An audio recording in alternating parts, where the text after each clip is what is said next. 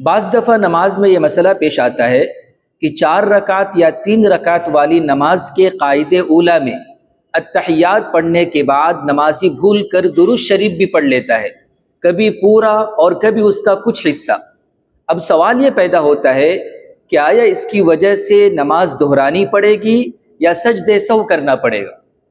یاد رکھیں، قاعدے اولیٰ میں صرف اتحیات پڑھنا واجب ہے، اس کے بعد تیسری رکعت کے لیے کھڑا ہونا ضروری ہے۔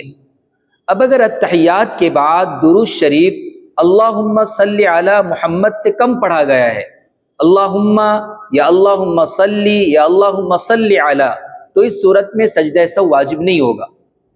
اور اگر اللہم صلی علی محمد یا اس سے زیادہ پڑھ لیا ہے تو اس صورت میں سجدہ سہو واجب ہوگا۔